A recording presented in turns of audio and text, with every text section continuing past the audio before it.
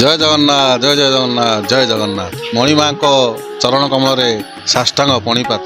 ବର୍ଷ ସାରା ରତ୍ନବେଦୀରେ ପୂଜା ପାଉଥିବା ମହାପ୍ରଭୁ ଆଜି ଜାତି ବର୍ଣ୍ଣ ଧର୍ମ ନିର୍ବିଶେଷରେ ପତିତମାନଙ୍କୁ ଉଦ୍ଧାର କରିବା ପାଇଁ, ଭକ୍ତମାନଙ୍କୁ ଦର୍ଶନ ଦେବା ପାଇଁ ଓହ୍ଲାଇ ଆସୁଛନ୍ତି ବଡ଼ଦାଣ୍ଡକୁ।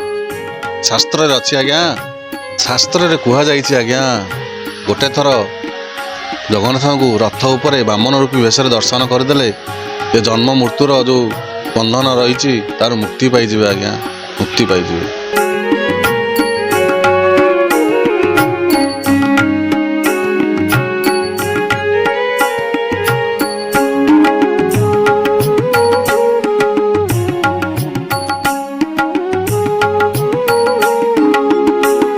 ଆଜି ବଡ଼ ଭାଇ ବଳଭଦ୍ର ଓ ଗେଲା ଭଉଣୀ ସୁଭଦ୍ରାଙ୍କୁ ସାଙ୍ଗରେ ଧରି କାଳିଆ ଠାକୁର ବାହାରି ପଡ଼ିଛନ୍ତି ଜନ୍ମବେଦୀ ଗୁଣ୍ଡିଚା ମନ୍ଦିର ଅଭିମୁଖେ।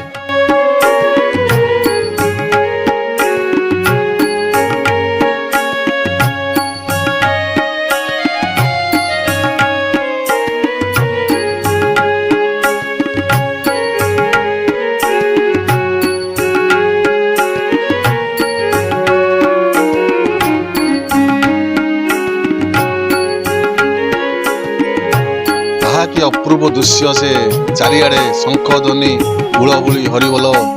ଆହା କି ଏ ଦୃଶ୍ୟ, ଆହା କି ଆନନ୍ଦ।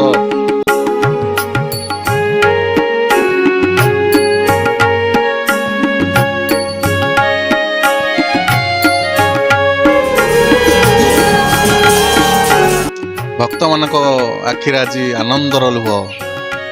ମନରେ କେବଳ ଗୋଟିଏ ଆଶା, କାଳିଆ ଠାକୁରଙ୍କୁ କେତେବେଳେ ଦର୍ଶନ କରିବେ।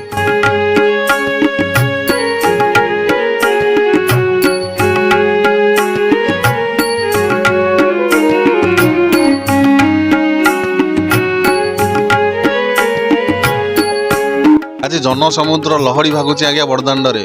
କେତେବେଳେ ଭକ୍ତମାନେ ଅପେକ୍ଷା କରିଛନ୍ତି, କେତେବେଳେ ପ୍ରଭୁ ରଥ ରୂଢ଼ା ହେବେ, ରଥରେ ବସିବେ, ଟିକେ ଦର୍ଶନ କରିବେ ଆଉ ରଥ ଟିକେ ଭିଡ଼ିବେ। ଦେଖନ୍ତୁ ଏ ବର୍ଷାରେ ବି ଲୋକ ମାନେ କମିବାରେ ନାଁ ନେଉନାହାନ୍ତି।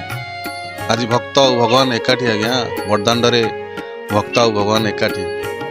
ଭକ୍ତମାନେ ଅପେକ୍ଷା କରି ବସିଛନ୍ତି ରଥରେ ଟିକେ ଦର୍ଶନ କରିବେ ବୋଲି, ରଥକୁ ଟିକେ ଟାଣିବେ ବୋଲି। କିନ୍ତୁ ବର୍ଷା କମିବାର ନାଁ ନେଉନାହିଁ ଆଜ୍ଞା। ଇନ୍ଦ୍ର ଦେବତା ଆଜି ଖୁସିରେ ଢାଳି ବଡ଼ଦାଣ୍ଡକୁ ଓଦା କରି ପକାଉଛନ୍ତି ଭକ୍ତମାନେ ଯେମିତି।